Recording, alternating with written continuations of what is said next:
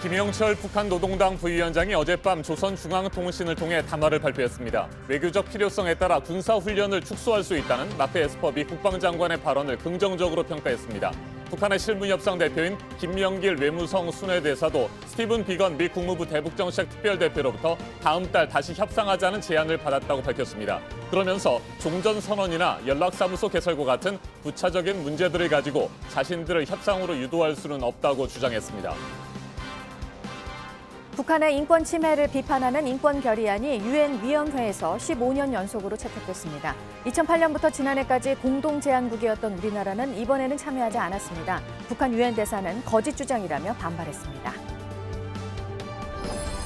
조국 전 법무부 장관이 사퇴한 지 한 달 만인 어제 서울중앙지검에 비공개 출석해 조사를 받았습니다. 8시간 동안 조사가 이루어졌는데 모든 질문에 진술을 거부했습니다. 혐의 자체가 사실과 다르고 일일이 답변하는 것이 구차하다고 판단했다는 겁니다.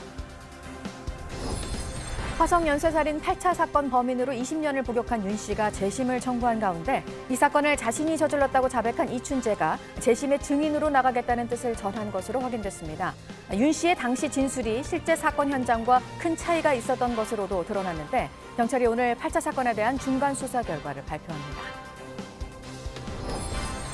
시진핑 중국 국가주석이 홍콩 정부와 경찰의 엄정한 법 집행을 지지한다고 말했습니다. 그러면서 12대를 폭력범죄 분자로 규정하고 일국 양제 원칙의 마지노선에 도전하고 있다고 비판했습니다.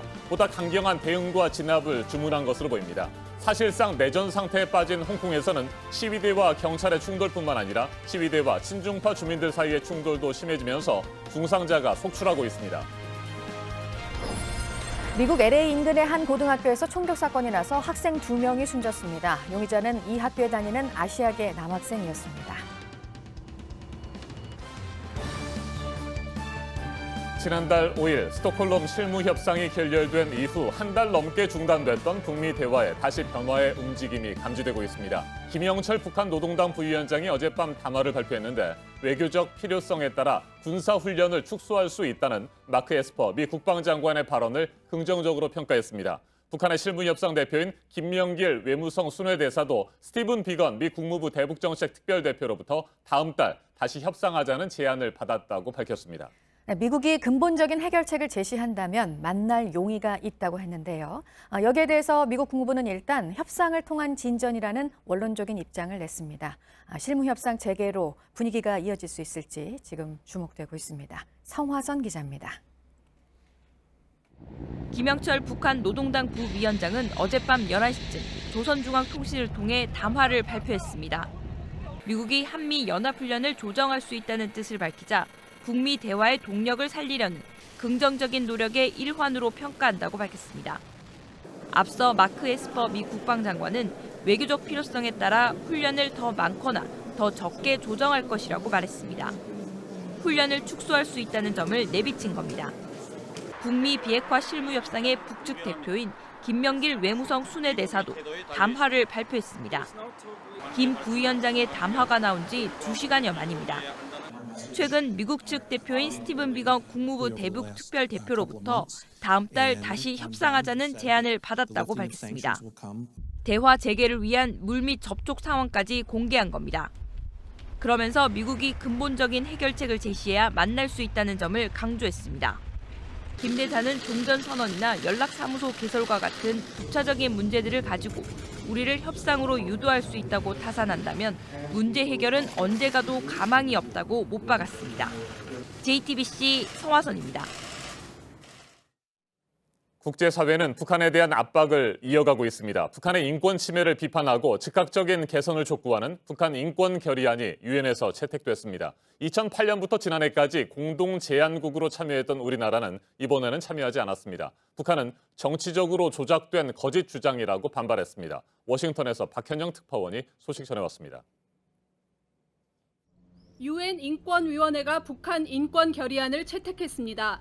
2005년부터 15년 연속입니다. 위원회는 현지 시간 14일 유엔 본부에서 회의를 열고 북한 인권 침해를 비판하고 개선을 촉구하는 결의안을 의결했습니다. 표결 없이 전원 동의로 통과됐습니다. 유럽연합 EU 국가들과 미국, 일본, 호주 등 40여 개 회원국이 공동 제안국으로 참여했습니다. 우리나라는 공동 제안국에 참여하지 않았습니다. 주 유엔 대표부는 한반도 정세 등 재반 상황을 종합적으로 감안해 이번에는 공동 제안국에 참여하지 않았다고 밝혔습니다. 결의안은 북한에서 조직적이고 광범위하며 중대한 인권 침해가 진행되고 있다고 지적했습니다. 유엔 안전보장이사회가 북한 인권 상황을 국제형사재판소에 회부하고 가장 책임 있는 자에 대한 적절한 조치를 취하도록 권고했습니다.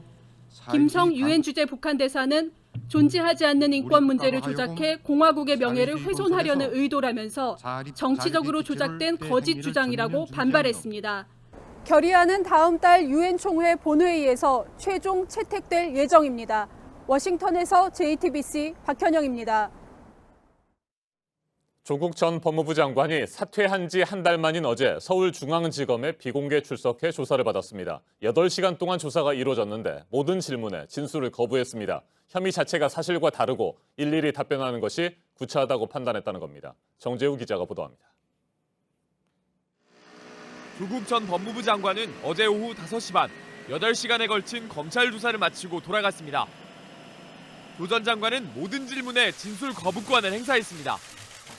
진술을 거부하면서 조사 시간은 예상보다 훨씬 짧았습니다. 서울중앙지검에 비공개로 출석해 청사를 출입하는 모습은 포착되지 않았습니다. 검찰은 조사를 앞두고 100쪽 안팎의 질문지를 준비한 걸로 알려졌는데 답변을 제대로 듣지 못했습니다. 조 전 장관에게 부인 정경심 교수의 사모펀드 투자, 자녀 입시 등에 대해 직접 알고 있었는지 물을 계획이었던 것으로 전해집니다. 조 전 장관은 집으로 돌아간 뒤 변호인단을 통해 입장문을 내놨습니다. 전직 법무부 장관으로서 참담한 심정이라며 혐의 자체가 사실과 다르고 일일이 답변하는 것이 구차하다고 판단했다고 밝혔습니다. 검찰은 추가 조사가 필요하다는 입장입니다. 하지만 조 전 장관은 검찰 조사에 더 이상 응하지 않을 가능성이 큽니다. 검찰은 앞으로 구인 등의 조치를 하거나 이대로 기소할지 여부를 판단할 것으로 보입니다. JTBC 정재우입니다. 검찰은 조국 전 장관이 부인 정경심 동양대 교수의 15개 혐의 가운데 절반 정도와 연관이 있는 것으로 의심하고 있습니다. 정 교수의 공소장에서 공범으로 언급되지는 않았지만 조 전 장관은 관련 사실을 설명하는 내용에 11차례나 등장합니다. 여성국 기자가 보도합니다. 검찰은 조국 전 법무부 장관이 부인 정경심 교수의 사모펀드와 차명주식 투자를 알았는지 등에 대해 수사력을 모으고 있습니다. 또 정 교수가 만들어준 걸로 검찰이 의심하고 있는 딸 조모 씨의 서울대 인턴 확인서에 조 전 장관이 관여했는지 추적해왔습니다. 특히 조 씨가 부산대 의전원을 다니며 받은 장학금 1,200만 원에 대한 대가성 여부도 조사 중입니다. 이를 위해 당시 지도교수였던 노환중 부산대 교수를 다시 불러 조사했습니다. 앞서 검찰은 정 교수의 공소장에 조 전 장관을 공범으로 적시하진 않았습니다. 대신 정 교수의 지위를 설명하는 부분과 입시 비리, 사모펀드와 관련해 검찰이 의심하는 범행 동기와 배경에는 언급했습니다. 정 교수가 조 전 장관의 지위와 인맥을 이용해 딸 조 씨의 이른바 허위 스펙을 만들어 기재했다는 내용도 담았습니다. 다만 검찰은 조 전 장관을 공범으로 표기하지 않은 건 수사를 위한 전략적 선택이란 입장입니다. 조 전 장관에 대한 조사가 마무리되면 정 교수의 공소장 변경 가능성도 열어둔 상태입니다. JTBC 여성국입니다. 한일 군사정보보호협정 지소미아의 종료 시점이 이제 일주일 앞으로 다가왔죠. 이처럼 미묘한 시점에 미 국방장관과 합참의장, 인도태평양 사령관까지 미군 수뇌부가 모두 서울에 집결했습니다. 저마다 다른 일정이 있다고 하지만 지소미아 연장을 압박하려는 목적이 뚜렷해 보입니다. 김선미 기자가 보도합니다.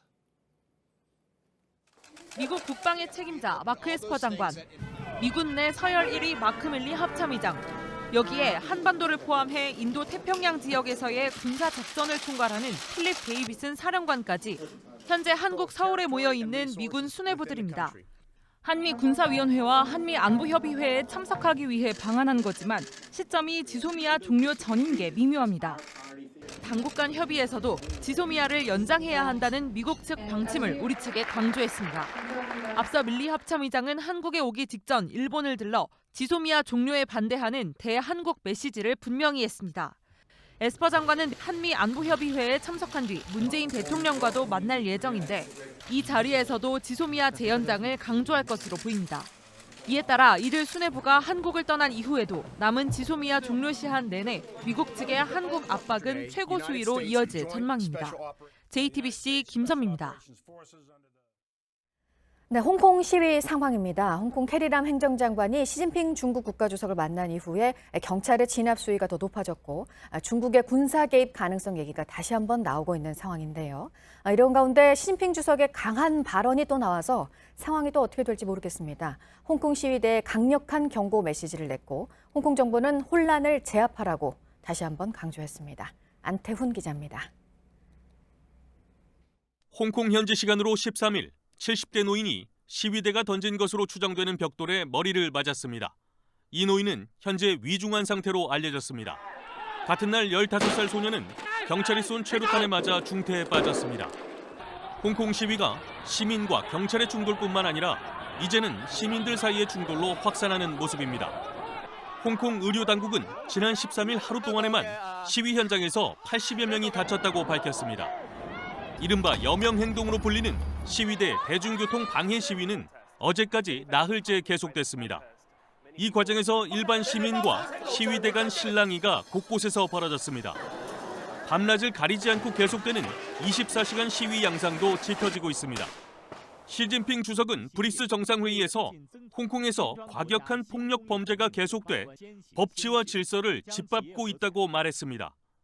시위대를 향해선 일국 양제 원칙의 마지노선에 도전하고 있다며 폭력 범죄 분자로 규정했습니다. 또 혼란을 제압하고 질서를 회복하는 게 홍콩의 가장 긴박한 임무라며 홍콩 정부에 보다 강경한 대응을 주문했습니다. JTBC 안태훈입니다.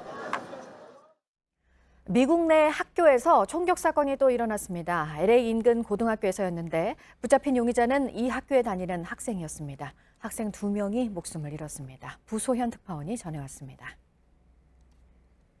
총격 사건이 발생한 곳은 로스앤젤레스에서 북서쪽으로 50km 정도 떨어진 소거스 고등학교입니다. 현지 시간 14일 오전 7시 38분 신고를 받고 출동한 경찰은 현장에서 6명의 부상자를 발견했습니다. 부상자 중에는 용의자도 포함돼 있었습니다. 수사당국은 용의자가 배낭에서 총을 꺼내 학생 5명에게 총을 쏜 후 자신의 머리에도 총을 쐈다고 전했습니다. I never looked back and we just all kept running like we were all helping each other like. 부상자 중 남학생 1명과 여학생 1명은 숨졌습니다. 아시아계로 알려진 용의자는 현재 중태입니다. 대피한 학생들은 인근 공원과 교회 등 경찰이 지정한 장소로 이동해 가족들을 만났습니다. 총격 사건이 발생한 학교가 있는 센타클라리타는 안전한 신흥도시로 알려진 주택단지로 한인들에게도 인기가 높습니다. 로스앤젤레스에서 JTBC 부소연입니다. 일본 도쿄올림픽 기간에 우길기를 활용하겠다는 게 도쿄올림픽위원회 입장이죠. 일본 군국주의 상징물을 올림픽 기간에 봐야 하는 것에 대한 우려가 큰데요. 미국 뉴욕에서는 이 우길기에 반대하는 시위가 열렸습니다. 피해자들이 바라보는 우길기의 의미가 전 세계에 퍼지고 있습니다. 온누리 기자가 보도합니다. 검은 한복을 입고 우길기 반대 깃발을 들고 뉴욕의 중심 타임스퀘어를 걷는 사람들. 도쿄올림픽에 나붙길 우길기를 걱정하며 국제올림픽위원회 IOC에 이 깃발을 금지해달라고 요구하는 시위입니다. 미국의 한 청년은 백악관 청원 홈페이지에 우길기가 올림픽에 등장하면 미국의 국제평화 노력에 부정적 영향을 미칠 것이라며 글을 올렸습니다. 이 글은 이미 10만 명의 동의를 얻어 백악관의 답변을 기다리고 있습니다. 우길기 반대 동영상도 유튜브에선 한 달간 31만 명 넘는 사람들이 찾아보며 관심을 끌었습니다. The Japanese rising sun flag, wanted to do something about it, and since I was already going to be in New York, thought it'd be a good time to get another billboard. 미국의 역사학자는 영국 언론 가디언에 우길기엔 끔찍한 역사가 서려 있어 올림픽에서 금지돼야 한다는 칼럼을 싣기도 했습니다. 이렇게 우길기의 의미가 세계로 퍼져나가자 바빠진 건 일본입니다. 일본 외무성은 가디언에 우길기는 군국주의를 상징하지 않는다는 반박 기고문을 올렸습니다. 외무성 홈페이지엔 스페인어와 프랑스어 그리고 한국어로까지 우길기 홍보 문건을 실었습니다. 일본이 도쿄올림픽에선 우길기를 막지 않겠다고 하면서 오히려 그 역사적 의미가 전 세계로 알려지고 있는 겁니다. 일본 안에서도 우길기의 역사를 피해자 중심의 관점에서 바라볼 필요가 있다는 비판도 나오고 있습니다. JTBC 온누리입니다. 네, 오늘 첫 소식으로 전해드린 대로 미국이 한미연합훈련을 축소할 수 있다고 한 것에 북한이 긍정적으로 평가를 했고 이 분위기를 이어가서 북미 간의 실무 협상이 재개가 될 수 있을지 다시 한번 관심이 집중되고 있는 상황입니다. 이런 상황에서 북미 대화를 촉진하기 위한 제안으로 김현철 통일부 장관이 밝힌 내용이 있는데요. 보도 연결해서 알아보겠습니다. 이재승 기자, 제안을 한 게 올림픽 휴전입니다. 어떤 내용입니까? 네, 김현철 통일부 장관이 워싱턴 포스트와의 인터뷰에서 한 말입니다. 오는 17일 미국을 방문하는 김 장관은 인터뷰에서 북한과 미국이 신뢰를 구축할 수 있도록 아이디어를 갖고 가겠다며 올림픽 휴전을 제안했는데요. 일본 도쿄올림픽이 열리는 내년에 미국은 한국과의 군사훈련을 그리고 북한은 미사일 시험을 각각 유예하는 안입니다. 남북미가 2018년 평창 동계올림픽을 앞두고 대화 국면으로 전환한 사례를 고려해서 평창 어게인을 염두에 둔 그런 생각이라는 해석이 나옵니다. 김 장관은 또 한국계 미국인의 북한 여행 제한을 완화하는 안도 제시했습니다. 한편 워싱턴 포스트는 이 김 장관의 방미 계획을 언급하면서 두 가지 힘든 전투에 직면했다고 분석했습니다. 북한이 한국과 대화를 중단한 점, 그리고 미국은 1년 전보다 한국을 훨씬 덜 중요하게 보고 있다는 그런 겁니다. 워싱턴 포스트는 중개자 역할은 한국이 아니라 오히려 지난달 초에 북미 비핵화 실무협상이 열린 스웨덴으로 대체됐다고 평가했습니다. 폭우가 쏟아져서 도시가 또 물에 잠겼습니다. 이탈리아 베네치아 모습 얼마 전에 전해드렸었는데 상황이 심각하네요. 비상사태가 선포됐다고요? 네, 맞습니다. 이탈리아 정부가 현지 시간 14일에 베네치아에 대한 국가 비상사태 선포안을 승인했습니다. 재해 대응과 피해 복구를 위해서 일단 추가 경정 예산으로 2천만 유로, 약 257억 원을 긴급 지원하기로 했습니다. 이후에 피해 규모가 산정되는 대로 이 추가 자금이 지원됩니다. 베네치아는 지난 12일에 해수 수위가 178cm까지 오르면서 도시 80% 이상이 물에 잠겼습니다. 이는 194cm의 조수가 몰아쳐서 도시 전역이 물바다가 된 1966년 이후에 53년 만에 가장 높은 수치입니다. 브루나리오 베네치아 시장은 피해 복구에 수억 유로, 우리 돈 수천억 원이 소요될 것으로 전망했습니다. 이번 정부 지원을 계기로 30년째 지속하고 있는 수해 예방 공사, 이른바 모세 프로젝트가 속도를 낼지도 주목됩니다. 끝으로 미국의 스포츠 브랜드 나이키가 전자상거래 업체죠 아마존에서 의류와 신발을 모두 철수한다는 소식입니다. 경제 매체 CNBC에 따르면 나이키는 소비자와 직접 거래하기 위해서 아마존에 더는 상품을 공급하지 않기로 했다고 밝혔습니다. 나이키가 독자적으로 온라인 판매 전략을 수립하는 데는 최근 영입된 이베이 최고 경영자 출신의 존 도나휴 CEO의 역할이 컸던 것으로 전해졌습니다. 나이키 아마존 이탈로 나이키 뒤를 따르는 브랜드들이 추가로 나타날 것이라는 전망도 나옵니다. 네, 이 밖에 새로운 소식은 정리해서 잠시 후 8시쯤에 전해드리겠습니다. 지금까지 아침엔 지금 JTBC 이재승입니다. 이번에는 오늘 아침 체크해봐야 할 뉴스들을 분야별로 살펴보겠습니다. 먼저 정치 분야입니다. 한일 군사정보보호협정 지소미아 종료를 일주일 앞둔 오늘 한일 외교 당국이 도쿄에서 국장급 협의를 합니다. 양국의 갈등이 심한 상황에서도 한 달에 한 차례 외교 국장급 협의는 진행되고 있습니다. 강제징용 배상과 지소미아 종료 등 갈등 사안에 대해 논의할 것으로 예상됩니다. 바른미래당의 비당권파 모임 변화와 혁신을 위한 비상행동을 이끌던 유승민 의원이 대표직에서 물러났습니다. 유 의원은 신당 창당을 추진하면서 새로운 각오로 젊은 대표를 앞세우고 싶다고 밝혔습니다. 새 대표는 바른미래당 원내대표인 오신환 의원이 맡기로 했습니다. 김현철 통일부 장관이 어제 현정은 현대그룹 회장을 만나 금강산 관광 문제에 대해 논의했습니다. 김 장관은 기업의 재산권 보호를 최우선으로 하면서도 창의적인 해법을 모색하기 위해 정부가 노력하고 있다고 말했습니다. 현 회장은 정부와 협의해 지혜롭게 대처하겠다고 밝혔습니다. 대규모 손실이 있었던 파생결합 상품 사태가 다시 일어나지 않도록 금융당국이 내놓은 대책은 사모펀드 투자 문턱을 높이는 것이었습니다. 최소 투자 금액을 1억 원에서 3억 원으로 올렸고 투자자들이 이해하기 어렵고 원금 손실 가능성이 20% 이상인 사모펀드 상품은 은행에서 팔지 못하도록 했습니다. 얼어붙은 면세점 시장 상황을 여실하게 드러냈습니다. 시내 면세점 신규 사업자 5곳을 모집하는 입찰에 참여를 한 건 결국 딱 한 곳이었습니다. 이달은 이번이 처음인데요. 두산이 내놓은 서울 두타 면세점을 인수하기로 한 현대백화점만 유일하게 신청서를 냈습니다. 임금 인상과 인력 충원 등을 요구하며 다음 주 수요일에 총파업을 예고한 철도노조가 오늘부터 준법 투쟁에 들어가면서 열차 출발 시간이 지연될 것으로 예상됩니다. 오늘부터 각 대학 논술 전형과 면접이 시작이 되는데요.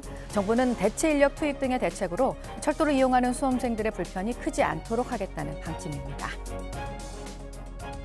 계속해서 사회 분야 뉴스입니다. 상조업체인 보람상조 최철옹 회장의 장남이 마약을 몰래 들여와서 투약한 혐의로 구속됐고 재판에 넘겨진 사실이 뒤늦게 알려졌습니다. 지난 8월 미국에서 해외 우편을 통해 코카인과 엑스터시 등을 밀반입하다가 세관에 적발됐는데 이후 마약 검사 과정에서 코카인을 3차례 투약한 사실이 확인됐습니다. 어제 오후 5시 반쯤 대구 칠곡 가톨릭병원에 멧돼지 한 마리가 난입했습니다. 병원 건물 1층 내부를 5분가량 돌아다니다가 출입문을 부수고 달아났습니다. 병원 안에 있던 사람들이 긴급 대피해 다행히 인명피해는 없었습니다. 어제 오후 5시쯤 경기도 용인시의 한 삼거리에서 1톤 화물차가 태권도장 통원버스를 들이받았습니다. 버스에 타고 있던 초등학생들과 인솔교사 등 14명이 다쳐 병원에서 치료를 받았습니다. 강릉 경포대를 포함해서 누각과 정자 10곳이 보물로 지정 예고가 됐습니다. 문화재청은 한 달 동안 의견을 수렴한 뒤 문화재위원회 심의를 거쳐서 보물 지정 여부를 확정을 합니다. 네, 어제 수능 시험을 마친 수험생들 각종 문화시설에서 혜택을 받을 수가 있습니다. 국립중앙박물관, 4대 고궁, 종묘 등에 무료로 들어갈 수 있습니다. 공연 할인 혜택도 있습니다. 걸그룹 트와이스가 일본 연말 가요축제 NHK 홍백 가합전에 3년 연속으로 출연합니다. 올해 출연진 가운데 한국 가수로 유일합니다. 우리나라에 지금 와 있는 미국 합참의장과 국방부 장관, 미군 최고위 인사들이 오늘 청와대에서 문재인 대통령과 만납니다. 지금 2가지 큰 사안이 있죠. 한미 방위비 분담금 협상과 지소미아 종료 문제, 이 두 쟁점에 대해서 논의할 예정입니다. 김학의 전 법무부 차관 사건 핵심 인물 건설업자 윤중천 씨에 대해서 1심 선고가 오늘 나옵니다. 관련 의혹이 불거지고 6년 만입니다. 앞서 검찰은 징역 13년을 구형했습니다. 가수 유승준 씨 비자 발급을 거부한 우리 정부에 대해서 법원의 최종 판단이 오늘 나옵니다. 1심, 2심은 정부의 조치가 적법하다고 했지만 대법원은 위법으로 보고 사건을 돌려보냈습니다. 분야별 뉴스들 체크해드렸습니다. 이어서 기상정보입니다. 오늘 기압골의 영향으로 대체로 흐리고 중부와 전북, 경북 지역에 비 소식이 있습니다. 지금은 수도권을 중심으로 내리고 있고요. 점차 그 밖의 지역으로 확대되겠습니다. 비의 양은 5mm 정도로 많지 않겠습니다. 다만 일부 중북부 지역에 돌풍과 함께 천둥 번개가 예상되고요. 아침까지 경기 동부와 강원 내륙, 강원 산간 지역에는 눈으로 쌓이는 곳도 있겠습니다. 낮부터는 기온이 오르면서 평년 기온 웃도는 곳이 많겠습니다. 대체로 2, 3도가량 높을 것으로 전망됩니다. 오늘 낮 동안 서울이 14도, 대구 16도, 광주는 17도까지 오르겠고요. 북한은 전 지역 15도를 넘지 못하는 가운데 북부지방은 중강이 2도 등으로 종일 춥겠습니다. 비는 늦은 밤 대부분 그치겠지만 전북과 경북 지역 중심으로 내일 새벽까지 비가 이어지는 곳이 있겠습니다. 한편 일요일과 월요일 전국에 비 소식이 있고요. 다음 주 화요일부터 다시 영하권의 추위가 찾아오겠습니다. 기상정보였습니다.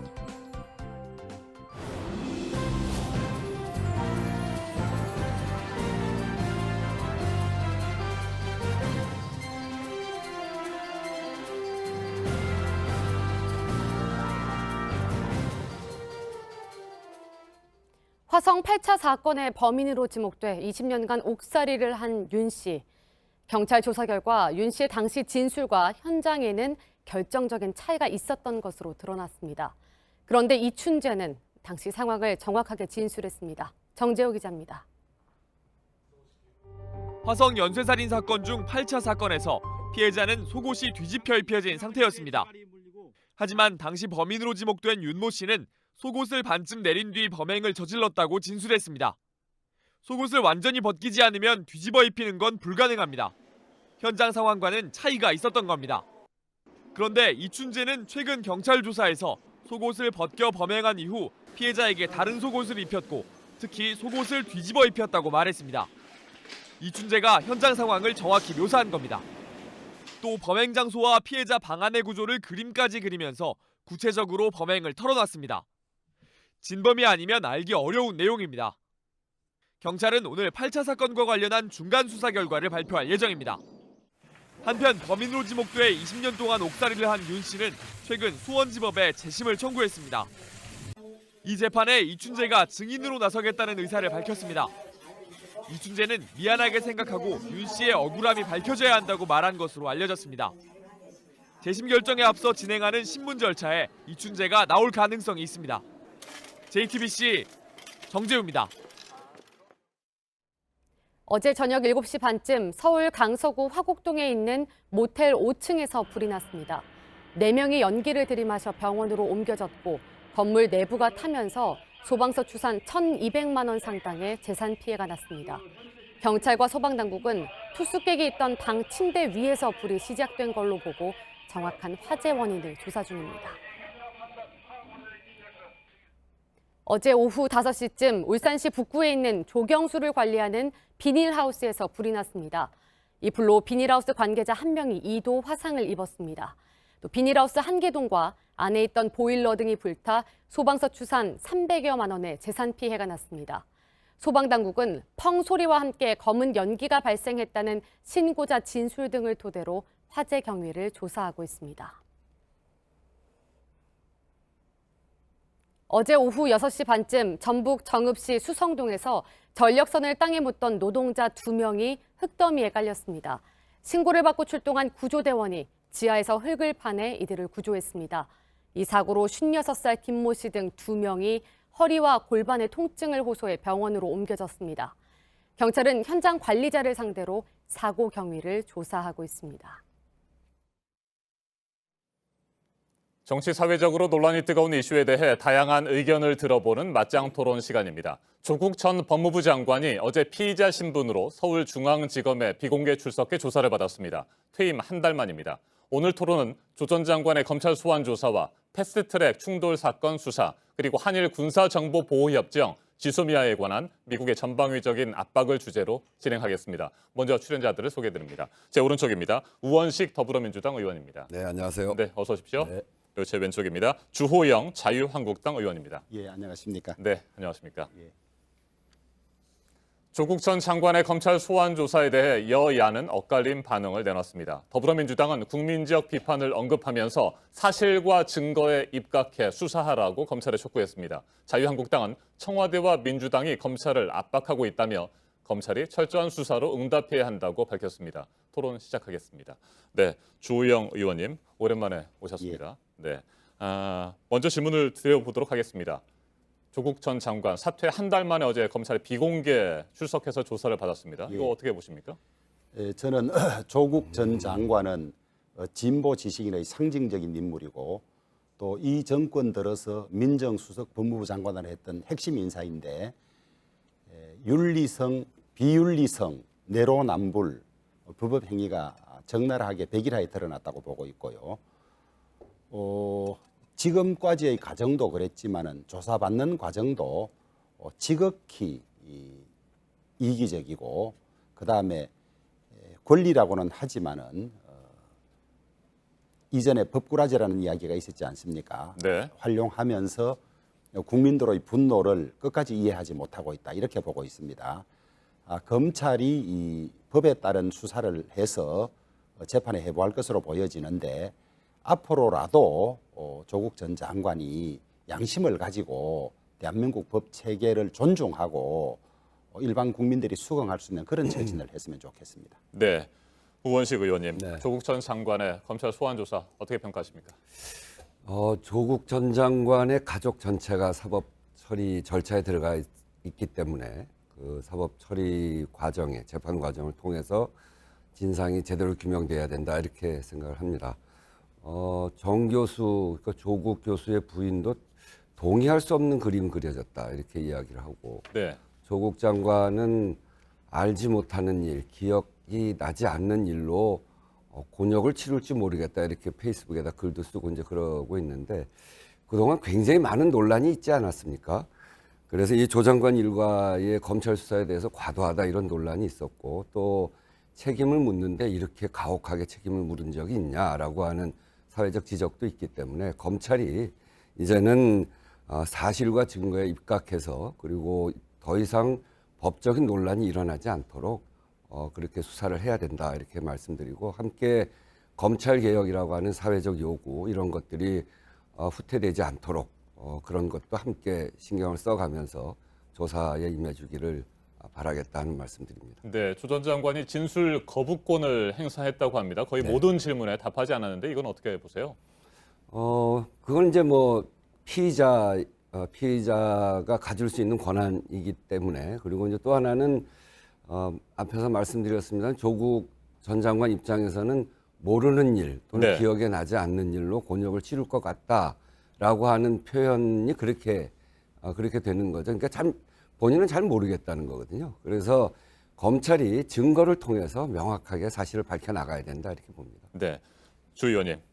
저는 네. 재판을 오래 해오던 입장에서 증거를 보지 않은 채 예단하고 싶지는 않습니다만은 오랜 경험에 비추어 볼 때 조국 전 장관이 지금까지 이전에 했던 말과 전혀 다른 사실들이 너무 많이 밝혀졌기 때문에 억울하다는 주장도 이제는 믿기 어려운 상황이다. 그렇게 보고 있고요.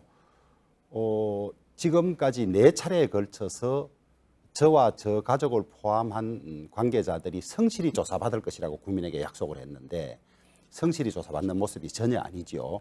물론 헌법상의 진술거부권이 있다고 하지만은 자신의 말대로 일국의 법무부 장관을 한 사람으로서 국가의 법 체계를 존중해야 되는 사람, 그다음에 본인이 그렇게 억울하다고 이야기해왔던 사람이 왜 억울함을 밝히는데 협조하지 않고 적극적이지 않느냐 이런 비판은 받아서 마땅하고요. 그다음에 검찰개혁이라는 이름으로 몇 가지 조치를 취해왔는데 자신부터 적용되는 데 대한 국민들의 이 비판이 많으니까 이후 사건부터 적용하겠다 그랬는데 네. 어제 출석부터 비공개로 포토라인에 서지 않고 간 것이라든지 여러 가지들이 아직까지도 본인이 이 상황을 제대로 이해하지 못하고 특혜 내지는 억울하다는 말만 하고 있는 것이 아닌가 이렇게 보여지고 있습니다. 네, 검찰 개혁과 관련해서 한 가지만 더 추가 질문을 드려보도록 하겠습니다. 잠시 후에도 저희가 또 자세하게 전해드릴 텐데요. 법무부가 검찰의 주요 상황을 구체적으로 보고받을 수 있도록 규정을 만들기로 했다고 합니다. 검찰의 독립성을 훼손할 수 있다 이런 우려가 있는 반면에 또 한편에서는 검찰의 독단을 막을 수 있다 이런 분석도 있는데 이건 어떻게 평가하세요? 두 가지 측면이 네. 다 있죠. 그런 점에서 지금은 지난 과정에 검찰이 너무 독단적으로 한 면이 강하기 때문에 최소한의 검찰도 행정부 아닙니까? 행정부 안에서 일어나는 일들이 심지어는 법무부조차 전혀 모르게 진행되는 거는 과도한 검찰권의 측면이 있거든요. 그런 점에서 법무부에서는 그런 점들을 고쳐나가는 걸 주요 포인트로 삼고 있는데 그 부분은 이제 향후에도 검찰과 협의를 통해서 진행될 것이기 때문에 지켜봐야 된다 이렇게 생각하고요. 조호영 의원께서 어제 비공개 소환에 대해서 한 말씀 하셨는데 그거는 이제 새 공보 준칙에 따라서 그렇게 하기로 한 거 아니겠습니까? 그래서 앞으로 아무런 예외 없이 이 공직자들에 대해서 공개 소환하는 것들을 하지 않기로 한 것이기 때문에 어찌 보면 자유한국당 의원들이 이제 패스트트랙으로 소환될 때 더 혜택을 많이 볼 거예요. 그래서 이제부터 시작해서 누구에게든지 똑같이 적용되면 되는 일이지 조국 장관에게 적용했다고 그거를 특혜라고 얘기하는 것은 과도한 일이다. 이렇게 말씀드리고요. 또 하나는 조국 사건은 두 가지 측면이 있습니다. 네. 하나는 조국의 불공정성이 있어요. 그러니까 이 조국 전 장관의 가족이 교수 두 부부가 교수이기 때문에 누렸던 특권적 혜택이 있었거든요. 그건 제도 안에 있었다고는 합니다만 국민들이 볼 때는 불공정하다고 보는 거죠. 그 부분에 대해서 정부 여당에서 잘 살펴서 이제는 그런 제도상에 있다고 하더라도 그 특권이 생겨나지 않도록 불공정이 생겨나지 않도록 제도를 잘 만드는 일이 중요한 일이고요. 그런 점에서 우리는 반성적인 성찰을 하는 겁니다. 두 번째는 조국의 불공정성을 제기하는 사람들의 불공정입니다. 네. 그 제기하는 사람들의 맨 앞장에 섰던 사람들이 그동안 특권과 편법, 불공정 이런 걸 일삼아왔던 분들이 많거든요. 그렇기 때문에 그분들이 나서서 막 하기 때문에 많은 국민들이 동의하지 못하는 겁니다. 아까도 말씀을 드렸습니다만 조국 가족 전체가 겪어야 될 이런 가혹한 책임이 지금까지 어느 누구에게 그런 일이 있었습니까? 더더군다나 거기 표창장, 상장 이런 거 가지고 대한민국 전체를 대표하는 특수부 전체가 달라붙어서 70일 동안 조사하는 걸 보고 이건 검찰권의 남용 아니냐, 인권 침해 아니냐 이렇게 느껴지고 있다는 것이죠. 그래서 그런 부분에 있어서 검찰개혁이나 사회개혁 이야기가 나오는 건데 이 부분에 대해서도 우리가 절대로 놓쳐서는 안 된다 이렇게 말씀드립니다. 네, 검찰 개혁에 대해서 입장을 좀 밝혀주셨고요. 조국 전 장관이 어제 비공개 소환된 데 대해서 반론을 하셨으니까 이 부분에 대해서 재반론하시면 되고요. 제가 앞서 질문을 드렸던 법무부가 검찰의 주요 수사 상황을 구체적으로 보고받는 부분에 대해서도 평가를 좀 해주시기 바랍니다. 저는 우리 우원식 대표께서 저런 말씀을 하실 때마다 참 큰 벽을 느낍니다. 대통령께서도 마찬가지고 자꾸 제도의 틀 안에서 문제가 있다고 이야기를 하는데 우리가 보도된 바에 의하면 강의를 전혀 듣지 않았는데 어머니 명의로 수강 신청을 한 것이 나오고 지금 드러난 것만 해도 엄청나게 불법이 많은데 왜 이걸 자꾸 제도의 틀 안인데 제도가 불합리하다는 쪽으로 인식을 하고 있다면 이 문제는 영원히 해결이 되지 않은 것이 아닌가 이런 절망감을 느끼고 있고요. 그다음에 인권 준수하는 수사 규칙 좋습니다. 그런데 이 정권 들어서 소위 적폐청산이라 그러면서 온갖 수모를 다 주고 왜 내 편부터 딱 적용하느냐 이거예요. 조국 빼고 다음부터 적용하면 될 거 아닙니까? 그러니까 너무 왜 저렇게 조국을 보호해야 되지? 조국을 보호하지 않으면 안 될 무슨 말 못할 사정이라도 있는가 이렇게 생각할 수밖에 없고 그다음에 검찰 사건 보고 규칙이라고 있습니다. 소위 지금 민주당이 그렇게 인권에 철저하지 못했다는 그런 시절에도 보고를 안 했습니다. 네. 왜냐하면 수사라는 게 엄청난 기밀이 요구되기 때문에 법무부에 보고하는 순간에 적어도 수명 내지 수십 명이 수사 기밀을 알게 됩니다. 알게 되고 그렇게 되면 법무부 장관은 청와대와 서로 교감을 가지면서 수사에 허가를 하고 압력을 하고 못하게 하기 때문에 정권 후반기에 있을 권력 핵심들에 대한 검찰의 수사를 막기 위한 무리한 조치다. 국민들이 다 알고 있습니다. 왜 이렇게 더 준사법기관인 검찰의 독립성을 보장해야 될 시기에 이걸 거꾸로 가는지가 의문이고 이런 규칙을 적용한다면 소위 지금 이 정권에서 윤석열 총장이 이 검사 시절에 그 국정원 댓글 사건 수사를 보고하지 않았다 그래서 좌천되지 않았습니까? 그런 일이 있을 수가 없습니다. 그렇기 때문에 이것은 국민적 저항에 부딪혀서 시행하기가 어려운 것이 아니냐 그러고 만약에 이것이 시행된다면 우리나라 검찰사에 검찰의 독립성을 훼손한 아주 대표적인 케이스로 기록에 남을 것이라고 그렇게 보고 있습니다. 네, 검찰의 독단을 막는 것보다는 검찰의 독립성을 훼손할 가능성이 더 크다.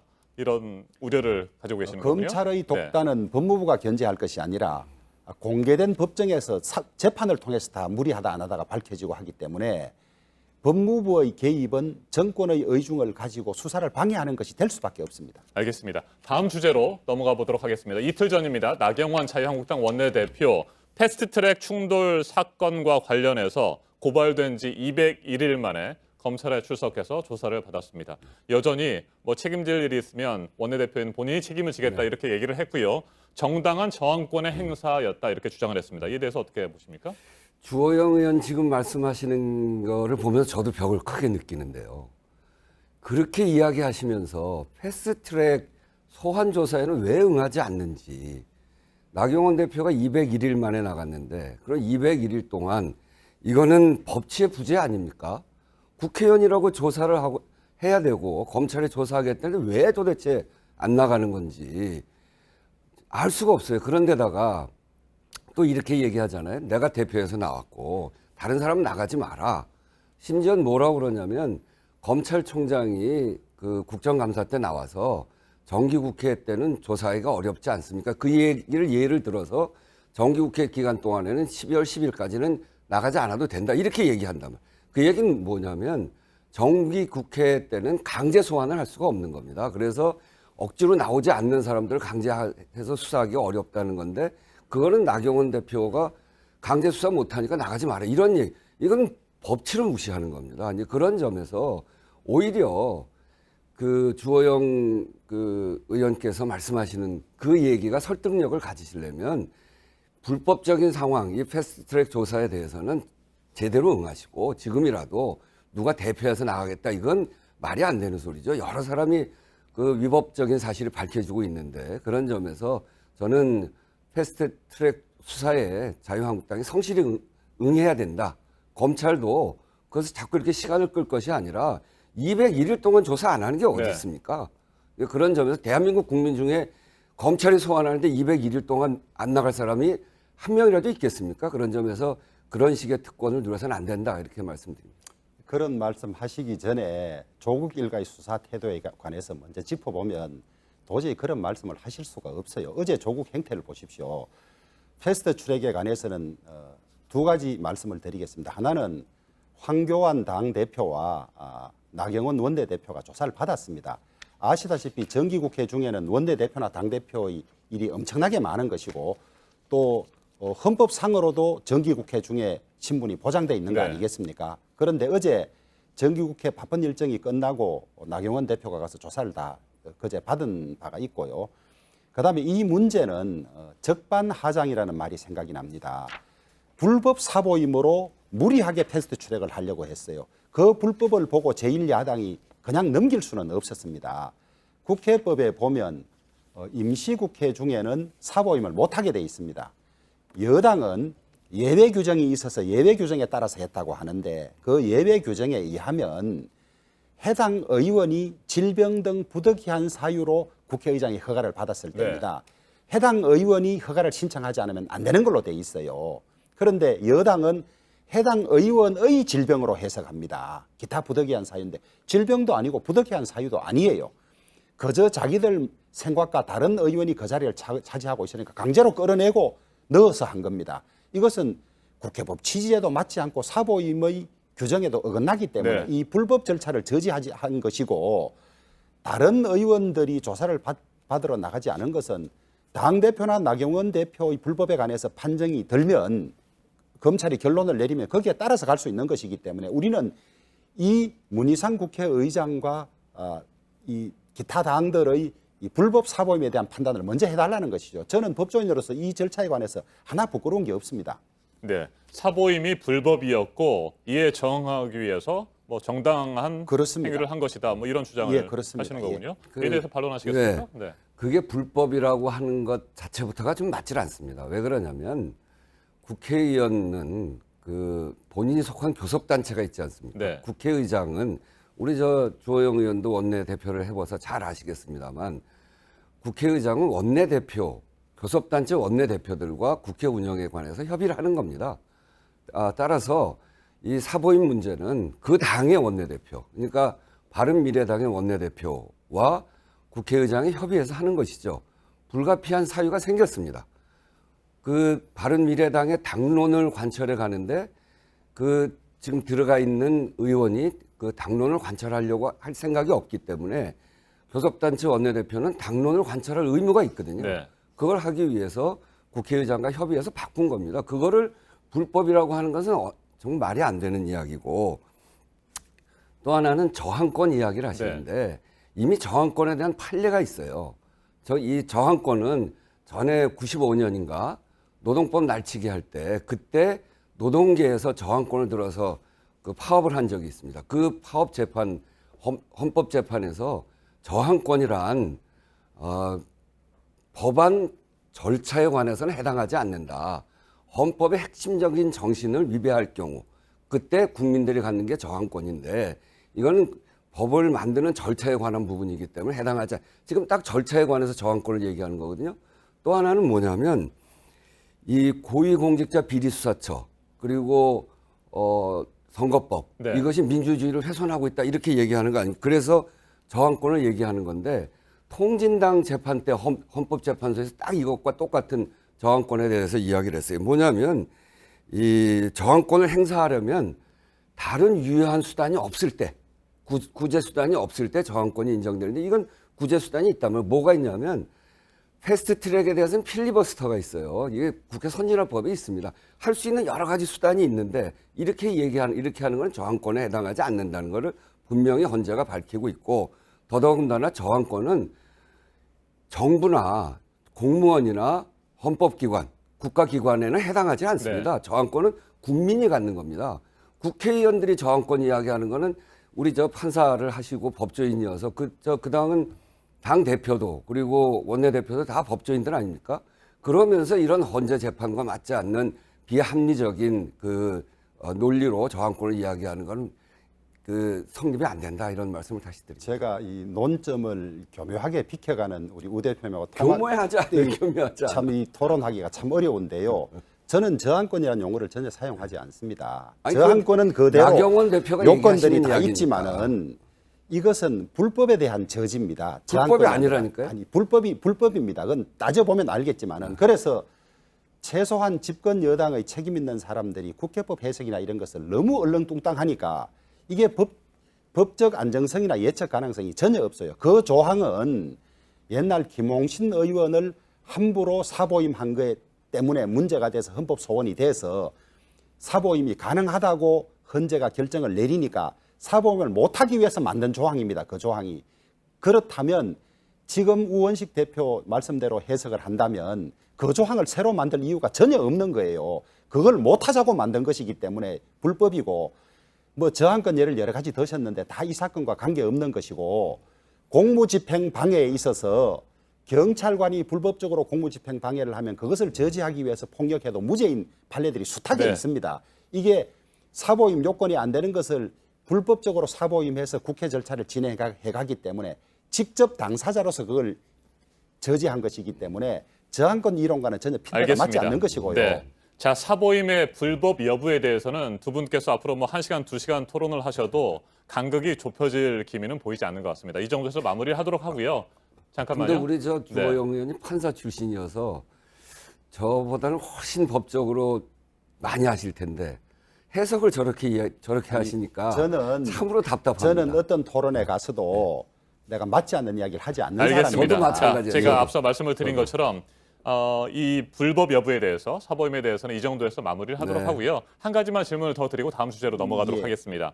나경원 원내대표가 일단 검찰 조사를 받고 나왔습니다. 그 이후에 나머지 59명의 의원들은 과연 어떻게 할 것이냐 이 부분에 대해서 방침은 정해졌습니까? 아마 조사에 응하지 않을 걸로 저는 그렇게 보고 있고요. 자세한 사정은 모르겠습니다만은 당대표 원내대표가 내가 조사를 받았고 논점이 똑같이 있습니다. 그런데 이 논점이 정리되기 전에 59분의 의원들이 모두 정기국회 중에 조사받으러 간다는 것은 맞지 않고 검찰이 이 조사를 토대로 사보임이 불법이었다 아니었다를 판정하면 쉽게 정리될 수 있는 문제이기 때문에 나머지 의원들은 아마 그 결정이 나기 전까지는 조사받지 않을 걸로 그렇게 알고 있습니다. 네, 그런데 현행 법에 따르면 말이죠.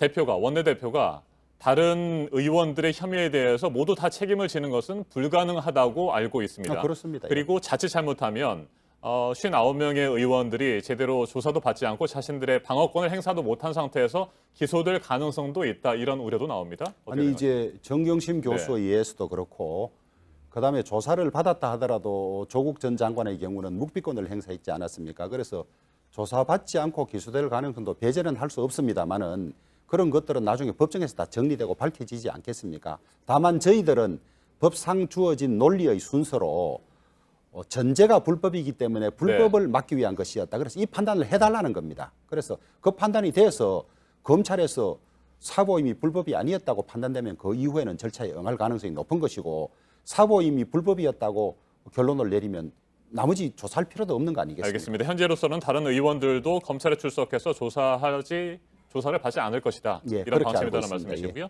네, 관련해서 말씀하시겠습니까? 네, 우선은 황교안 대표가 조사를 받았다고 그러는데 들어가시면서 아주 호기 있게 내 목을 쳐라. 그리고 다른 의원은 조사받을 필요 없다. 이렇게 이야기를 하시고 들어가서는 묵비권을 했어요. 저는 그게 잘 이해가 안 돼요. 본인 보고 본인을 소환하지도 않았는데 그냥 가서 묵비권을 할 거면서 왜 갔는지 정말 알 수가 없고 나경원 원내대표도 TV 앞에서는 내가 책임지겠다 이렇게 얘기해놓고 거기에 의견서를 낸 거 보면 본인의 책임이 하나도 없어요. 최입의 의원 감금에 대해서는 빵 나눠 먹고 마술쇼 했다. 최입의 의원 같이 건장한 젊은 사람이 감금을 당했겠냐? 이렇게 얘기하고 기물훼손 그 가능성에 대해서는 그거는 고의가 아닌 과실이다. 팩스로 들어온 서류는 무효다. 정식이 아니다. 이렇게 얘기해요. 팩스로 들어가도 다 정식 안건이거든요. 그리고 집 문을 부순 거는 민주당 정의당이 그 민주당 정의당이 한 게 아니고 그 국회 경위들이 했죠. 문이 부서지니까 민주당 정의당이 부시려고 하니까 우리는 유리 장식장이 무너질까 봐 그걸 막은 거다. 이렇게 그러니까 본인 책임 아무것도 없는 것으로 이게 다 문제가 될 것 같은 부분에 대해서는 본인은 피해 간단 말이에요. 그러니까 결국은 그 사보임이 불법이냐 아니냐 이것만 판단하는 것이 아니라 의견서에 들어가 보면 본인이 책임을 지겠다고 해놓고 책임지는 부분에 대해서는 다 나는 책임이 없다 이렇게 쓰고 있거든요. 그래서 저는 이 부분에 관해서는 자유한국당 의원들이 이제 소환 조사에 응해야 된다고 생각합니다. 불법인지 아닌지에 대해서는 검찰이 판단할 거고요. 조사를 하겠다고 소환을 계속하고 있는데 안 나가는 거는 그거는 우리 사법체계에 대한 무시일 뿐 아니라 국회의원들이 갖고 있는 특권을 최대한 활용하는 방식이거든요.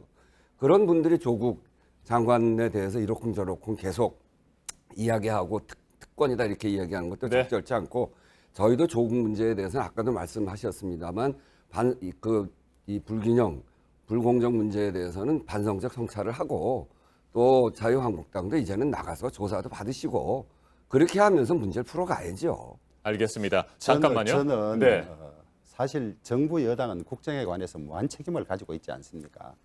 그리고 국회는 헌법 체계상 행정부나 사법부에 앞서는 국가 운영의 핵심인데 이 집권당들이 국회의 문제를 무리하게 사보임하고 그것을 검찰에 고소를 해서 이 정치를 소위 사법화하는 것이 정말 무능한 여당이다. 저는 일부 지금 민주당 선배들도 그런 지적을 한다고 들었어요. 이게 무슨 꼴이냐. 의원 100여 명을 전부 고소 고발해서 국회 자체적으로 해결하지 못하고 사법부 판단을 받는 것이 이러니까 그런 세세한 문제도 문제지만은 이것은 정부 여당의 역할을 포기한 것이다. 이것을 빨리 정치적으로 풀고 국가적으로 중요한 과제에 집중해야 되지. 이것 가지고 너희들 이번에 고소 60명 됐으니까 검찰 우리 편이니까 너 가서 한번 치도곤을 당해봐. 이런 그 심리 상태를 가지고는 국정을 제대로 못 이끌어간다고 봅니다. 자, 이 정도로 정리를 하고요. 저희가 미리 준비한 질문, 이거 굉장히 중요한 부분이어서 짧게 두 분의 의견을 듣고 오늘 토론 마무리하도록 하겠습니다.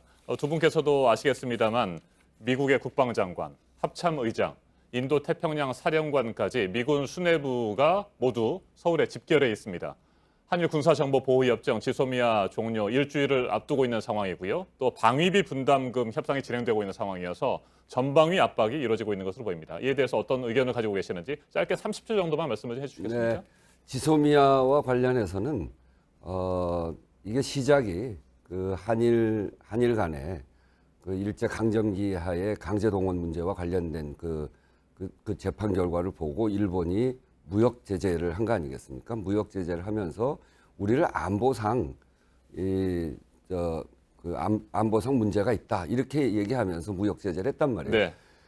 이 안보상 문제가 있다라고 지적하는 나라에 대해서 군사적으로 중요한 정보를 공유하는 그런 협정을 유지하는 것 자체가 그게 앞뒤가 잘 안 맞는 이야기죠. 그래서 이게 진행된 거기 때문에 미국이 우리나라에 대해서 지소미아를 연장시키라고 하는 요구만 할 것이 아니라 이 근본적인 원인이 됐던 이 문제, 그러니까 그 위안부 문제에 관해서 또 우리에 대한 무역 제재에 관해서 그 문제를 풀어나가는 그런 거랑 함께 가야 된다고 생각합니다.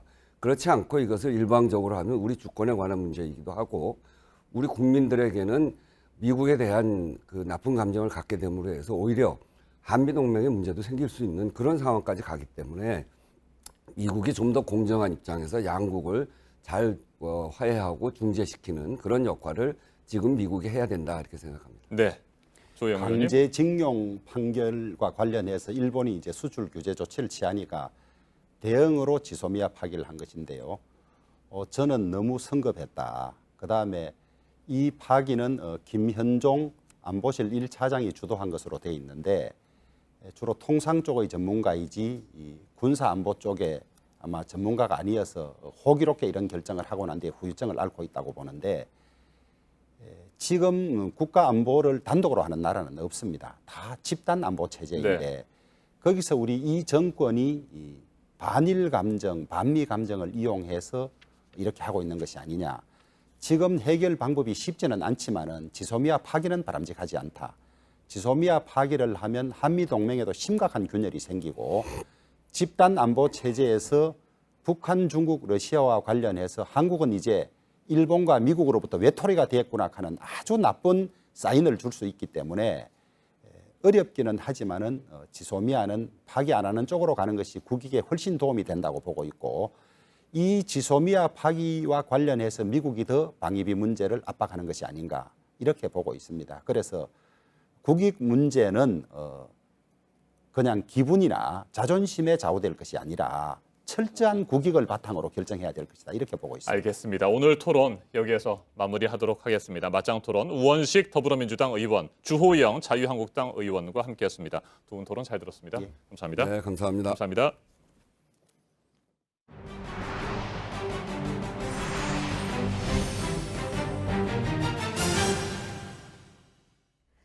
나경원 자유한국당 원내대표가 평창 스페셜올림픽 조직위원장을 맡을 당시의 의혹들 오늘도 보도해드리겠습니다. 개폐막식의 광고 대행사로 이노션을 선정하라고 지시를 한 정황을 전해드렸었고요. 이 이노션은 나 대표 딸 면접을 본 이병우 전 교수를 올림픽 예술감독으로 추천을 한 상황이었는데요. 당시 조직위가 이노션에만 입찰 관련 자료를 미리 줬던 것으로도 파악이 됐습니다. 입찰 조건에 대해서 미리 자문도 구했습니다. 먼저 박준우 기자입니다. 평창 동계 스페셜올림픽 조직위 측이 이노션에 보낸 검토 요망이란 제목의 이메일입니다. 시점은 2012년 7월 16일. 스페셜올림픽 문화행사 관련 용역 기본계획을 검토해달라고 요청한 내용입니다. 조직위가 공식 행사 입찰 공고를 낸 건 그해 11월 9일입니다. 공고 넉 달 전에 이노션에만 입찰 관련 자료를 넘긴 겁니다.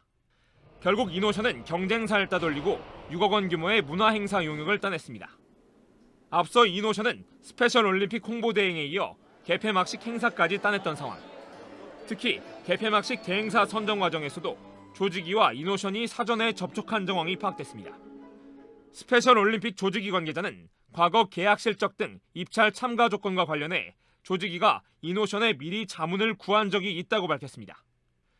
당시 스페셜올림픽 홍보대행을 맡았던 이노션은 조직위에 일부 직원까지 파견을 보낸 상황. 이 때문에 조직위 내부에선 이노션 입찰 참가 자체가 문제가 있다는 내용의 성명서가 돌기도 한 것으로 알려졌습니다. 입찰 전에 그런 얘기가 굉장히 많이 돌았어요. 실제로 조직위는 논란이 계속 제기되자 개폐막식 대행사로 이노션을 선정한 직후 자체 감사를 벌이기도 했습니다. 하지만 실무자 일부만 조사하고 이상 없다는 결론을 내렸습니다. 감사 직후엔 문화행사 용역 관련 자료도 사전에 보냈습니다. 결국 이노션은 스페셜올림픽의 모든 행사 대행을 따냈습니다. 이노션 측은 당시 업무를 맡았던 직원들이 모두 퇴사해 관련 내용을 알 수 없다고 했습니다. JTBC 박준우입니다. 이병우 전 교수는 이노션은 몰랐고 올림픽 조직위 산하 자문위원회가 자신을 추천한 것이라고 주장했습니다. 하지만 그런 일은 없었다고 당시 자문위원은 말을 했습니다. 시민단체들은 나경원 원내대표에 이어서 이병우 전 교수도 검찰에 고발하겠다고 했습니다. 이어서 유선희 기자입니다. 평창 스페셜올림픽 조직위가 개폐막식 대행사 입찰을 공고한 건 2012년 5월. 당시 입찰에 나선 이노션은 예술감독으로 이병우 전 성신여대 교수를 추천했습니다. 이 전 교수는 당시 조직위원장이었던 나경원 대표의 딸 김모 씨의 학과장이었습니다. 당시 이노션은 입찰 제안서에 이 전 교수를 추천하면서 장애인에 대한 이해도가 높은 최고의 전문가라고 적었습니다. 스페셜올림픽 조직위관은 개폐막식 공고에도 이노션이 예술감독을 선임하도록 돼 있습니다. 그런데 정작 이 전 교수는 이노션을 몰랐다고 했습니다. 이노션에는 아시는 분이 없으셨다고요? 그걸 하면서 이제 사람들 알게 됐지 그전에는 없는 것 같은데요. 오히려 올림픽 조직위 산하 개폐막식 자문위가 자신을 추천했다고 주장했습니다. 하지만 당시 자문위원의 말은 다릅니다. 자문에 추천한 적이 없는데 총감독 대상자들을 놓고 서로 상의해가면서 좁혀갈 텐데 그런 기억은 없어요. 사학개혁 국민운동본부와 민생경제연구소 등은 나 대표에 이어 이 전 교수도 검찰에 고발하겠다고 발표했습니다. 나 대표가 이 전 교수의 예술감독 선임 과정에 관여한 의혹을 조사해달라는 겁니다. 정치권에서도 잇따라 비판의 목소리가 나오고 있지만 나 대표 측은 아무 해명을 내놓지 않고 있습니다. JTBC 유선입니다. 오늘의 핵심 뉴스들을 정리해드리는 아침엔 주요 뉴스입니다. 김영철 북한 노동당 부위원장이 어젯밤 조선중앙통신을 통해 담화를 발표했습니다. 외교적 필요성에 따라 군사훈련을 축소할 수 있다는 마크 에스퍼 미 국방장관의 발언을 긍정적으로 평가했습니다. 북한의 실무협상 대표인 김명길 외무성 순회대사도 스티븐 비건 미 국무부 대북정책 특별대표로부터 다음 달 다시 협상하자는 제안을 받았다고 밝혔습니다. 그러면서 종전선언이나 연락사무소 개설과 같은 부차적인 문제들을 가지고 자신들을 협상으로 유도할 수는 없다고 주장했습니다. 유엔 위원회가 북한의 인권 침해를 비판하는 인권 결의안을 채택했습니다. 15년 연속으로 한국은 이번에는 공동 제안국에 참여는 하지 않았습니다. 다음 달에는 유엔 총회 본회의에서 결의안이 채택될 예정입니다. 조국 전 법무부 장관이 사퇴한 지 한 달 만인 어제 서울중앙지검에 비공개 출석해 조사를 받았습니다. 8시간 동안 조사가 이루어졌는데 모든 질문에 진술을 거부했습니다. 혐의 자체가 사실과 다르고 일일이 답변하는 것이 구차하다고 판단했다는 겁니다. 화성 연쇄살인 8차 사건의 범인으로 20년을 복역한 윤 씨의 당시 진술이 실제 사건 현장과 차이가 컸던 것으로 조사됐습니다. 경찰이 오늘 중간 수사 결과를 발표합니다. 자백을 한 이춘재는 윤 씨가 청구한 재심에 증인으로 나가겠다는 뜻을 전한 것으로 확인됐습니다. 시진핑 중국 국가주석이 홍콩 정부와 경찰의 엄정한 법 집행을 지지한다고 말했습니다. 그러면서 12대를 폭력 범죄 분자로 규정하고 일국 양제 원칙의 마지노선에 도전하고 있다고 비판했습니다. 보다 강경한 대응과 진압을 주문한 것으로 보입니다. 사실상 내전 상태에 빠진 홍콩에서는 시위대와 경찰의 충돌뿐만 아니라 시위대와 친중파 주민들 사이의 충돌도 심해지면서 중상자가 속출하고 있습니다. 미국 LA 인근의 한 고등학교에서 총격 사건이 났습니다. 학생 2명이 목숨을 잃었습니다. 이 학교에 다니는 남학생이 용의자로 경찰에 붙잡혔습니다. 한일 군사정보보호협정 지소미아 종료를 일주일 앞둔 오늘 한일 외교당국이 도쿄에서 국장급 협의를 합니다. 양국의 갈등이 심한 상황에서도 한 달에 한 번 외교 국장급 협의를 진행하고 있습니다. 강제징용 대상과 지소미아 종료 등 갈등 사안에 대해 논의할 것으로 예상됩니다. 투자자들이 이해하기 어렵고 원금 손실이 큰 사모펀드 상품은 앞으로는 은행에서 팔 수 없고 소비자 피해가 있을 때 경영진을 제재할 수 있습니다. 파생 결합 상품 대규모 손실 사태를 막기 위해서 금융당국이 내놓은 대책입니다. 문재인 대통령이 오늘 청와대에서 마크 에스퍼 미 국방장관을 만납니다. 마크 밀리 미 합참의장도 자리를 함께할 예정입니다. 지소미아와 한미 방위비 분담금 협상, 한미연합 군사훈련 등 현안들에 대해서 논의할 것으로 보입니다. 지금까지 아침엔 주요 뉴스 정리해드렸습니다. 인도네시아 인근 해상에서 규모 7.1의 강진이 발생했습니다. 현지 시간 14일 밤 인도네시아 북몰루카와 북술라웨시 중간 해상에서 규모 7.1의 강한 지진이 발생했습니다. 진원의 깊이는 45.1km인 걸로 알려졌는데요. 이후 규모 4.0 이상의 여진이 수차례 이어졌습니다. 인도네시아 재난당국은 쓰나미 조기 경보를 발령했다가 2시간 뒤 해제했는데요. 흔들림을 느낀 주민들은 급히 높은 지대로 대피했고 현재까지 보고된 인명피해는 없는 걸로 알려졌습니다. 현지 시간 14일 러시아 동부의 한 직업 전문 학교에서는 총격이 일어났습니다. 이 학교에 다니는 19살 학생이 지각을 해서 교실에서 쫓겨났는데요. 이후 사냥총을 들고 다시 나타나 같은 학년 학생들에게 총격을 가한 겁니다. 총을 쏜 학생을 포함해 2명이 숨지고 3명이 다쳤는데요. 경찰은 학생들 간의 갈등이 총격의 주요 원인인 걸로 보고 정확한 경위를 조사하고 있습니다.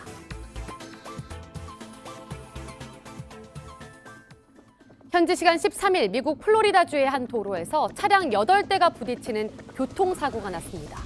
도로를 달리던 트럭이 속도를 줄이지 못하고 앞서 멈춰선 다른 차량들을 들이받은 건데요. 이후 트럭을 포함해 몇몇 차량에 불이 났습니다. 이 사고로 2명이 숨지고 5명이 다쳐서 병원으로 옮겨졌는데요.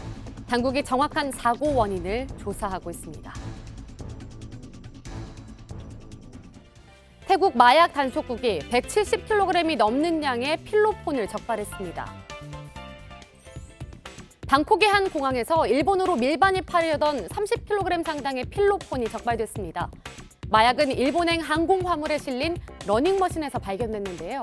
어찌나 꼭꼭 숨겼는지 러닝머신의 부품을 장비로 잘라낸 뒤에야 안에 숨긴 마약을 확인할 수 있었습니다. 이후 당국은 이 화물의 발송지인 방콕의 한 창고를 수색했는데요. 다른 운동기구들 안에서 140kg 상당의 필로폰이 추가로 발견됐습니다. 태국 당국이 관련 용의자들을 체포해 조사를 진행하고 있습니다.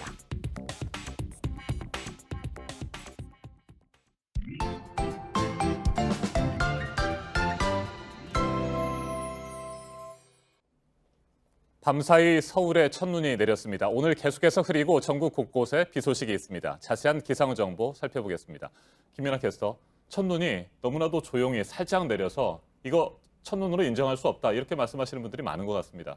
네, 그렇습니다. 직접 보지 못해서 아쉬운 분들 많을 것 같습니다. 오늘 새벽 2시를 전후해서 서울에 진눈깨비가 내리면서 평년보다 6일 빠르게 첫눈이 관측됐습니다. 새벽 2시 기준 서울의 기온이 2.5도였는데요. 지상의 기온은 영상권이지만 상층 기온은 더 낮기 때문에 위에서 얼었던 물방울이 떨어지는 동안 미처 다 녹지 못하고 눈으로 내렸습니다.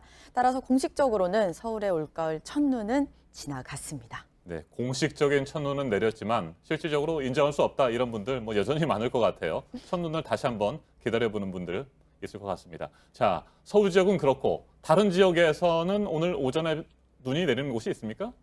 네, 그렇습니다. 일단 지금 레이더 영상 보시면 중북부 지역 중심으로 비구름이 지나고 있는데요. 이렇게 강수가 기록되고 있습니다. 비로 오는 곳이 많지만 경기 동부와 강원 영서 등 일부 지역은 비와 눈이 섞여서 내리는 곳이 있습니다. 비는 점차 중부 곳곳과 늦은 오후에는 전북과 또 경북으로도 확대되겠습니다. 오늘 비의 양은 5mm 안팎으로 많지 않겠는데요. 이렇게 경기 북부와 강원 영서 북부에 돌풍과 함께 천둥 번개가 예상되고요. 또 말씀드렸듯이 일부 지역은 눈으로 쌓이는 곳이 있겠습니다. 강원 산지에 1에서 3cm 정도 아침에 예상이 됩니다. 네, 어제 어김없이 수능 한파가 있었고 많이 추웠습니다. 오늘 낮부터는 좀 풀릴까요? 네, 그렇습니다. 오늘 낮부터는 추위가 조금 풀릴 거라고 예상이 됩니다. 어제 갑자기 반짝 추위가 찾아왔는데요. 오늘 기온이 오르면서 전국 대부분 지역이 평년 수준을 2도에서 3도가량 웃돌 것으로 예상됩니다. 오늘 서울이 14도 예상되고요. 또 전주 16도, 대구 16도, 광주는 17도까지 오르겠습니다. 주말 동안 기온이 비슷하겠지만 다음 주 화요일 다시 영하권 추위가 찾아오겠습니다. 알겠습니다. 여기까지 듣겠습니다. 김연아 캐스터 수고했습니다.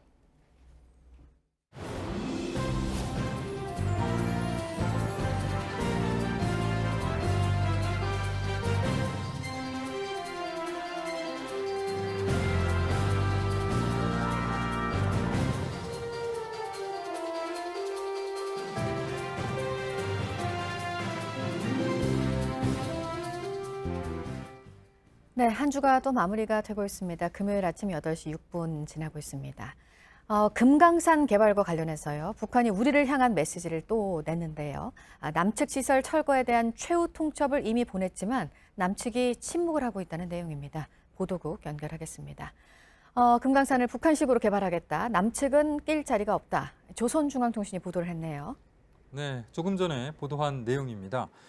북한은 지난 11월 11일에 이 남한이 부질없는 주장을 계속 고집한다면 시설 철거를 포기한 것으로 간주하고 일방적으로 철거를 단행할 것이라는 최후 통첩을 보냈다고 밝혔습니다. 그러면서 이에 대해 남측은 오늘까지도 묵묵부답하고 있다라고 덧붙였는데요. 조선중앙통신은 이어서 금강산을 민족 앞에 또 후대들 앞에 우리가 주인이 돼 우리식으로 세계적인 문화 관광지로 개발할 것이라며 여기에 남한이 끼어들 자리는 없다고 강조했습니다. 네, 이어서 경찰이 지금 시범 운영하고 있는 수사심사관 제도를 내년에 정식으로 도입하는 방안을 검토하고 있다는 소식입니다. 수사심사관은 사건의 수사 과정과 결과를 독립적으로 심사하고 지도하는 역할을 하는데요. 주로 일선 서에서 사건을 종결하기 전에 더 수사할 것은 없는지 점검하는 일을 하게 됩니다. 또 여기에 사회적으로 이목이 쏠리는 사건은 직접 수사에 참여할 수도 있습니다. 경찰은 지난 8월부터 서울, 송파 등 전국 6개 경찰서에서 수사심사관 제도를 시범 운영 중인데요. 경찰청은 내년 하반기에 정식으로 도입하는 방안을 검토하고 있습니다. 경찰 관계자는 앞으로 경찰이 수사 종결권을 갖게 되는 경우를 대비한 부분도 있다고 밝혔습니다. 경찰이 종결권을 갖게 되면 미제 사건으로 처리되거나 불기소 처분하는 경우가 많아진다며 그런 경우 수사심사관을 통해 더 신중하게 결정해야 민원인 불편을 야기하지 않을 것이라고 설명했습니다. 네, 지난 4월에 화재로 무너져 내렸죠. 프랑스 파리의 노트르담 대성당 첨탑이요. 복원을 어떻게 하느냐를 놓고 지금 논쟁이 이어지고 있다고 하는데 그러니까 현대적으로 재해석을 하느냐, 원형을 살리느냐 이 문제죠. 네, 맞습니다. 급기야 노트르담 복원 사업의 총괄 자문위원장인 조르즐랭 프랑스군 전 합참 의장이 원형 복원을 주장하는 건축 책임자에게 입을 닥쳐야 한다며 거친 발언을 공개석상에서 하기도 했습니다. 첨탑을 원형 그대로 복원해야 한다는 의견이 원래 조금 우세한 가운데 현대적 재해석론이 대립하는 상황이었는데요. 이번에 조르즐랭의 거친 발언이 알려지면서 품위를 잃은 부적절한 언급이라는 비판이 커지자 현대적 재건론이 타격을 받는 그런 모습입니다. 프랑스 정부는 노트르담 대성당의 복원을 2024년 파리 하계올림픽 개최 전에 완료할 계획입니다. 이어서 부패 혐의로 실형을 선고받고 최근에 수감됐다가 최근에 석방됐죠. 룰라 전 브라질 대통령이 다음 대선에서 적극적인 역할을 하겠다라고 시사했습니다. 2022년 대선에서 좌파 노동자당이 독자적인 후보를 낼 것이라고 말한 건데요. 다만 직접 출마 여부는 밝히지 않았습니다. 지금까지 아침엔 지금 JTBC 이재승입니다. 조국 전 법무부 장관이 사퇴 한 달 만인 어제 검찰에 비공개 출석해 조사를 받았습니다. 진술 거부권을 행사하면서 모든 질문에 답하지 않았습니다. 김광삼 변호사 자리에 함께했습니다. 어서 오십시오. 네, 안녕하세요. 네, 조국 전 장관 자신이 법무부 장관으로 있을 때 공개 소환 폐지를 결정했습니다. 그리고 나서 첫 번째 이 수혜를 받았다 뭐 이런 지적도 받고 있는데 어제 서울중앙지검에 출입할 때 지하 주차장을 이용했어요. 인권 보호를 위한 수사 공보 규칙이 이전에 죄송합니다. 그 규정에 의하면 이제 차관급 이상 네. 국회의원 등 이제 고위공직자의 경우에는 소환할 때 이제 공개 소환할 수 있도록 되어 있죠. 그래서 소환의 시간과 그리고 죄명 이런 것들을 외부에 이제 공개할 수 되어 있었는데 조 전 장관이 장관을 취임하면서 이거에 대해서 이제 폐지하겠다 해서 결국 검찰도 폐지를 했어요. 그래서 이걸 적용을 받는 1호가 바로 이제 조 전 장관이 된 거죠. 그래서 뭐 그에 의도했든 의도하지 않았든 간에 결과적으로 본인에게 특혜가 갔기 때문에 이에 대해서 논란이 있는 거죠. 네, 8시간 동안 조사를 받았는데 진술 거부권을 행사했습니다. 거의 모든 질문에 답하지 않았다고 하는데 이건 어떤 전략일까요?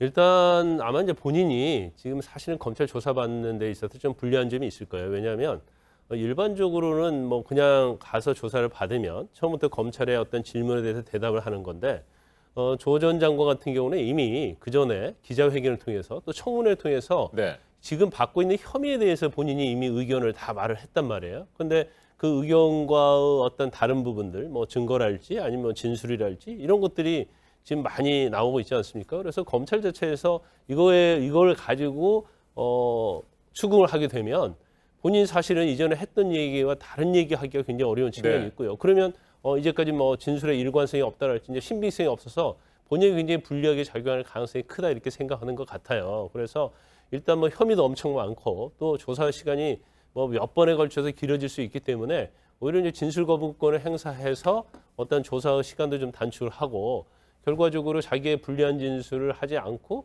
법원에 가서 네. 이 혐의 유무에 대해서 다투겠다 그런 전략이 있는 것이 아닌가 싶습니다. 네, 검찰이 사전에 뭐 100쪽에 이르는 질문지를 준비를 했다고 하는데 모든 질문에 답하지 않았다고 하니까 뭐 듣고 싶은 얘기들 그런 진술들을 받지 못한 건 아니겠습니까? 검찰의 입장에서는 뭐 한 번이든 두 번이든 다시 소환할 필요성이 있을 것 같은데 이건 어떻게 보세요? 제가 볼 때는 이제 검찰에서 조 전 장관이 진술 거부권을 행사할 네. 것이라고 아마 예상하기는 어려웠을 거예요. 그렇기 때문에 이제 질문상을 많이 준비를 했는데 사실 뭐 계속 물어도 묵비권을 행사하면 사실 뭐 조사할 게 없지 않느냐 이제 그런 생각할 수가 있어요. 그런데 일단 뭐 검찰에서는 조 전 장관의 피의자 신분을 불렀다는 것은 상당한 증거를 많이 확보하고 있다고 볼 수 있거든요. 그러면 조 전 장관이 대답을 하든 안 하든 간에 이러한 증거들을 다 제시하고 또 이전에 조 전 장관이 했던 얘기가 모순된 것들 이제 그 부분에서 굉장히 추궁하는 형식으로 질문을 할 겁니다. 네.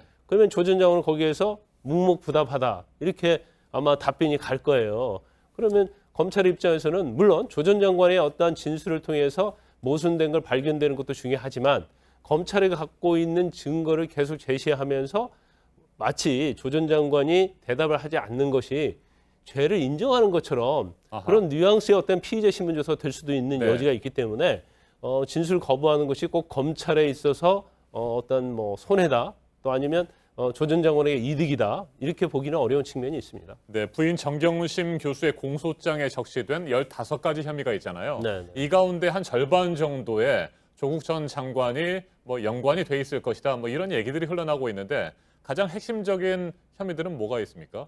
일단 그 정경심 교수와 관련된 뭐 입시비리랄지요. 그다음에 사모펀드, 이제 증거인멸 이 부분이 사실 이제 조 전 장관과 다 연결이 되어 있어요. 물론 죄가 인정되지 않고 떠나서 그러면 그 부분에 대해서 검찰의 입장에서는 조사할 수밖에 없고 또 조 전 장관의 동생의 어떤 응동학원 비리와 관련된 부분 네. 여기에도 사실 조 전 장관이 뭐 그 허위 소송이랄지 캠코에 가압류와 관련된 거에 이제 개입한 흔적들이 PC에서 나타났거든요. 그리고 거기에다가 이제 뇌물이랄지 아니면 부산 경제부시장이 유재수 씨에 관련된 감찰에서 영향을 미치지 않았느냐 이런 것들이 굉장히 많기 때문에 일단 정경심 교수의 혐의 플러스 조 전 장관의 동생 혐의 부분을 반드시 조사를 해야 하고 그다음에 조 전 장관이 민정수석으로서 어떤 연관성 있는 범죄 혐의가 또 있어요. 그렇기 때문에 이 혐의가 어느 게 중요하지 않다 말하기가 굉장히 어려운 측면이 있지만 결과적으로 보면 본인이 공무원을 했기 때문에 민정수석을 했기 때문에 지금 조 전 장관에 있어서 향후에 있어서 기소라든지 신병에 있어서 굉장히 결정적인 요소는 바로 직권남용이나 뇌물죄가 굉장히 중요하게 작용할 것이라고 봅니다. 네, 아직 뭐 정확한 시점을 예측하기는 힘들겠습니다만 검찰로서는 조국 전 장관도 정경심 교수에 이어서 기소할지 말지를 결정해야 되지 않겠습니까? 이 부분은 어떻게 전망하십니까? 일단 뭐 기소는 뭐 기정사실화돼 있는 것 같습니다. 기소할 것으로 그렇죠. 보시는군요. 조정 장관도 이렇게 진술을 거부하는 이유는 내가 어떻게 진술을 하든지 간에 기소는 될 것이다 이렇게 보고 있는 것 같아요. 그런데 단지 이제 전에는 뭐 부부 정기신 교수가 구속돼 있잖아요. 그래서 조 전 장관에 대해서 이제 불구속할 것이다, 불구속 기소할 것이라는 견해가 굉장히 우세했는데 지금 상황은 그렇게 가지 않을 수도 있다는 생각이 들어요. 왜냐하면 아까 말씀드린 것처럼 계속 진술 거부권을 행사하면서 검찰의 조사에 협조하지 않고 있고 또 아까 말씀드린 뭐 뇌물이랄지 직권남용이랄지 이런 부분에 있어서 어떤 결정적인 증거를 검찰이 갖고 있게 되면 사실 검찰의 입장에서도 조 전 장관에 대해서 영장을 청구하지 않을 수 없는 그런 상황이 올 수도 있다고 봅니다. 알겠습니다. 조국 전 장관 본인이 얘기를 했던 것처럼 이제 뭐 기소와 재판으로 넘어가는 부분들은 뭐 사실 기정사실화되는 분위기인 것 같습니다. 계속해서 지켜봐야 될 것 같습니다. 지금까지 김광선 변호사였습니다. 말씀 잘 들었습니다. 법무부가 검찰의 주요 수사 상황을 구체적으로 보고받을 수 있도록 규정을 만들기로 했습니다. 검찰의 독립성을 훼손할 것이라는 우려가 있지만 다른 한편에서는 검찰의 독단을 막을 수 있다는 분석도 나옵니다. 서복형 기자가 보도합니다. 더불어민주당과 법무부의 검찰개혁 관련 회의입니다. 검찰이 중요 사건을 수사할 때 단계별로 법무부에 보고하도록 하는 규정을 다음 달까지 만들기로 했습니다. 검찰 수사에 대한 법무부의 통제를 강화하겠다는 겁니다. 법무부 장관의 지휘감독권 실추를 위해서 하지만 이런 규정이 없었을 때에도 법무부가 검찰 수사에 외압을 넣는다는 의혹은 끊이지 않았습니다. 박근혜 정부 때 세월호 수사가 대표적입니다.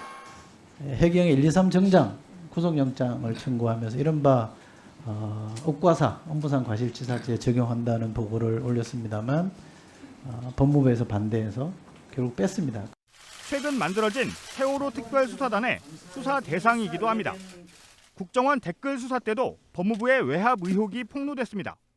법무부에서 이렇게까지 하느냐 하는 그런 생각이 좀 들었고 도가 지나쳤다라고 한다면 수사하는 사람들은 그런 것을 외압이라고 느낍니다. 황교안 법무부 장관하고도 관계가 있는 얘기죠? 무관하지는 않다고 생각합니다. 수사 내용이 법무부에 보고되면 외압 가능성도 더 커질 수 있는 겁니다. 검찰의 통제를 주장해온 법무부는 대검찰청의 의견을 반영해 합리적인 안을 만들 것이라고 밝혔습니다. JTBC 서복현입니다.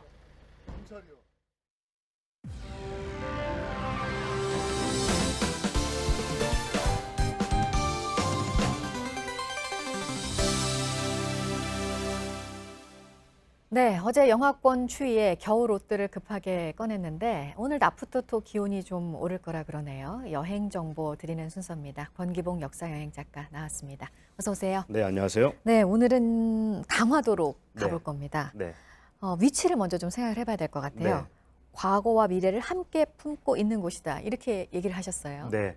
그도 그럴 것이 고려의 이 수도였던 개경 그리고 조선의 수도였던 한성과 아주 가까울 뿐더러 또 염하라는 물길로 나눠져 있다 보니까 국가가 좀 위급 상황에 봉착하게 되면 아주 중요한 임시 수도로 기능했던 곳이 바로 이 강화도입니다. 실제로 몽골 침입 당시에 고려의 임시 수도로 낙점이 되기도 했었고요. 네. 또 병자호란 당시에는 남한산성 가기 전에 원래 강화도로 이제 이 왕의 일행들이 이제 가려고 했다가 가지 못했던 역사도 있을 정도로 아주 중요했던 곳인데요. 그렇다 보니까 개화기에 이제 서양 세력들이 들어올 때 수도인 한성으로 들어오는 길목이다 보니까 여러 또 격전이 벌어지기도 했었고 또 근대의 불평등 조약이었던 강화도 조약에 체결된 곳도 말 그대로 이곳 강화도입니다. 물론 이렇게 아픔의 역사만 있느냐 그렇진 않고요. 네. 한반도에 있어서의 독립운동의 또 이 역사가 잉태된 곳이 또 강화도이기도 한 곳입니다. 네. 이 강화도가 어떤 것들을 구체적으로 품고 네. 있는지 지금부터 한 곳 한 곳 가보도록 하겠습니다. 네. 먼저 대명헌인데요. 네. 김구 선생과 관련이 있는 곳이라고요? 네, 맞습니다. 대명헌은 원래 그 강화 출신의 독립운동가인 김주경 선생의 집이었는데요. 네. 1928년경에 이제 강화의 분홍인 황국현 씨가 이제 지어서 오늘에 이르고 있는 한옥입니다. 이게 이제 김구 선생과 어떻게 연결이 되느냐 하면 네. 지난 1896년으로 올라가 볼 수 있는데요. 당시 20대 초반의 청년이었던 김창수란 인물이 일본군 중위를 살해해서 이제 복역을 하게 됩니다. 교도소에 있게 되는데 당시 그를 이제 구명 활동을 열심히 했던 사람이 바로 이 김주경 선생이었었어요. 하지만 구명 운동이 이제 이 성공적으로 끝나지 못해서 결국 탈옥을 권유하게 되는데 실제로 이 김창수란 청년이 탈옥을 해서 나중에 강화도로 이제 한번 들어오게 됩니다. 이 김주경 선생을 만나러. 네. 다만 만나지는 못했어요. 왜냐하면 김주경 선생은 이미 러시아 블라디보스톡으로 가서 독립운동을 하다가 행방불명이 된 상태였었는데요. 마침 그 친동생인 김진경 선생이 있어서 그 집에서 한 3개월 정도 이제 머물면서 서당을 열어서 이제 후학들을 가르치게 됩니다. 그러면서 동시에 이름을 이제 바꾸게 되는데 바로 김구라는 네. 이름이 이때 탄생한 거죠. 네. 말 그대로 이곳은 한반도에 있어서의 독립운동이 새로운 전기를 마련하게 되는 아주 중요한 역할을 했던 곳인데 가보시면 지금처럼 이렇게 게스트하우스로도 운영이 되는 걸 볼 수가 있고요. 또 네. 찻집 형태로도 운영이 되는데 주인인 김진경 씨가 실제로 이곳을 안내해주는 뭐 프로그램도 운영하고 있을 정도로 아주 뭐랄까 지금은 강화도를 가실 때 꼭 한번 찾아볼 만한 그런 곳입니다. 네. 근데 전통적인 우리 집 모습만 있는 게 아니라고요, 저 안에. 맞습니다. 뭐 보시는 것처럼 유리창도 있고요. 또 바닥 무늬가 영국식 바닥 무늬인 이제 헤링본 무늬로 되어 있어요. 네. 조선과 서양이 조우하던 당시의 사회 분위기를 느껴볼 수 있게 하는 대목인데요. 지금은 저렇게 뭐 한옥과 서양의 모습이 같이 남아 있는 것도 있지만 여러 형태의 이제 강화도의 또 특산 음식들 그리고 차 같은 것도 대접을 받으실 수가 있습니다. 물론 예약을 먼저 하고 가시면 더 좋은 곳이기도 하고요. 네. 그리고 또 강화도에 한옥 성당이 있어요. 성공회 강화 성당. 네. 이건 또 중요한 게 여러 곳에서 온 자재들로 만들어진 거잖아요. 맞습니다. 이것이 만들어진 것은 지난 1900년인데요. 한 40칸 정도 규모로 한 250명 정도의 신자가 들어갈 수 있는 규모로 지어진 한반도에서 지어진 가장 오래된 한옥 성당이 바로 영국 성공의 강화 성당입니다. 말씀하신 것처럼 이 성당을 지을 때 쓰인 목재는 조 마가 신부가 일부러 신의주까지 가서 백두산의 적성을 구입해서 뗏목으로 운송해 와서 이제 지은 것으로 알려져 있는데요. 지금 가보시면 상당히 퀄리티가 좋습니다. 그도 그럴 게 경복궁 중건 당시에 참여했던 도편수가 공사를 맡아서 아무래도 질이 더 높게 좋게 이제 만들어진 그런 곳인데요. 내부에 들어가 보시면 중생지천, 또 수기, 세심, 거학, 작선 같이 한자로 새긴 글귀가 남아 있는 세례대가 남아 있어요. 네. 아주 교인이 이제 그 세례 받을 때 마음가짐을 표현했다고 볼 수가 있는데 네. 전통적인 문화를 배려하면서도 또 새로운 아하. 종교적 신념을 표현해낸 그런 이제 세례대라고 보실 수가 있을 것 같습니다. 네. 근데 이곳을 가면서 또 하나 생각을 해야 되는 게 여기가 또 침략의 상처를 품은 곳이기도 해요. 맞습니다. 구한말 당시에 이제 뭐 신미양요나 병인양요 같은 여러 이제 외부 세력의 침입을 받는 곳이 이 강화도다 보니까 강화도민들은 아무래도 이제 그 아픔이 많이 있었다고 하는데요. 종교를 통해서 품고 또 치유해줬던 공간이 이 영국 성공의 강화 성당이기도 합니다. 근래에는 그 2010년이었죠. 일제강점기 때 공출로 징발에 가게 됩니다. 이 계단의 난간과 종 같은 것들을요. 그걸 2010년에 일본 성공회에서 와서 과거를 참회하고 또 양국 간 화해, 공존을 염원하는 마음에서 이제 복원을 주도적으로 나서서 해주게 되는데요. 지금처럼 좀 한일 관계 안 좋을 때 이런 역사를 통해서 새로운 성찰의 생각거리를 한번 삼아보면 어떨까 하는 생각도 해봅니다. 네. 그리고 조양방직이라는 그 네. 강화 직물 산업의 중심이었던 곳이 있는데 네. 요즘에 뭐 흔히 말하는 핫플레이스라고 그러잖아요. 맞습니다. 핫한 장소가 됐다 그러는데 그 이유가 있죠? 네. 이곳 같은 경우는 뭐 사실은 강화도에는 이 직물 산업, 특히 화문석 같은 경우는 이미 신라 시대부터 많이 이제 활성화됐던 걸로 알려져 있는데 네. 지난 1930년대에 들어서는 이제 민족 자본에 의한 여러 방적 회사들이 이곳에 세워지게 됩니다. 이 중에 상대적으로 가장 컸던 곳 중에 하나가 33년에 세워진 조양방직인데요. 1950년대 말까지 승승장구를 하다가 이제 산업의 형태가 많이 바뀌면서 폐업한 이후로 한 60년간 방치가 됐다가 지금은 말씀하신 것처럼 카페 겸 미술관으로 재탄생된 그런 곳입니다. 일단 가보면 방직회사 공장의 특성에 맞게 내부가 아주 거대하면서도 층고가 높다 보니까 시원하면서 쾌적한 느낌을 받으실 수가 있는데 강화도 하면은 보통은 이제 뭐 외적의 침입 혹은 고인들을 떠올리기 십상이지만 이렇게 근대 흔적도 남아 있다는 것, 이게 많은 여행자들에게 또 지금은 울림을 주고 있는 그런 곳 중에 하나입니다. 네, 또 침략의 상처를 보여주는 곳이 또 한 곳 있어요. 네. 그 외세 침략을 막기 위해 세워진 이 돈대라는 곳. 네. 이곳은 어떤 곳인가요? 네, 돈대는 그 김포시와 강화도 사이에 염하라는 물길이 있습니다. 네. 강하자를 쓰지만 사실은 이제 바닷 물길인데요. 이 물길을 기준으로 한성이나 개경으로 들어올 수 있는 아주 중요한 고속도로 같은 통로가 되기도 해요. 그래서 이 주변에는 돈대라고 하는 일종의 방어 진지 겸 감시 초소들이 있는데 이곳에서 말씀드린 것처럼 뭐 여러 전적지로 이제 기능을 하게 됩니다. 병인양요, 뭐 신미양요 네. 이런 것들이 있는데 지금 가보시면 원래부터 있던 것이라기보다는 이제 복원한 것들이 많이 있는데요. 당시 어떤 첨예했던 국제 관계를 느껴보실 수도 있고 또 동시에 이 분오리 돈대 같은 경우는 강화도의 최남단에 위치해 있는데 이곳에서 동막 해변 쪽으로 걸으면서 모래 사장도 거니실 수가 있고 또 이곳에서 보는 일몰이 아주 인상적입니다. 네. 네. 그리고 또 요즘처럼 이렇게 점점 날씨가 추워지면요. 네. 노천 온천이 또 좋잖아요. 네. 여기 할 수 있는 곳이 있다고요? 맞습니다. 강화도의 바로 서쪽에 있는 성모다라는 섬에 최근에 미네랄 온천이 문을 열었는데요. 강화군청에서 아주 심혈을 기울여서 지어낸 그런 온천입니다. 이곳은 15개 뭐 노천탕을 비롯해서 여러 이제 뭐 전망대들도 있는 서울 주변에서 가깝게 갈 수 있는 바다를 동시에 느낄 수 있는 노천 온천이라 보시면 될 것 같습니다. 네, 노천 온천을 할 수 있는 곳까지 네. 가봤습니다. 오늘은 강화를 여행을 좀 해봤습니다. 권기봉 역사 여행 작가였습니다. 고맙습니다. 네, 고맙습니다.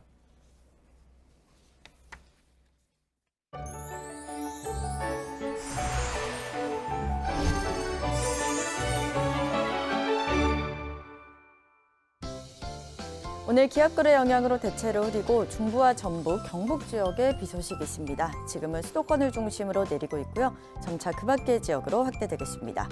비의 양은 5mm 정도로 많지 않겠지만 일부 중북부 지역에 돌풍과 천둥, 번개가 예상되고요.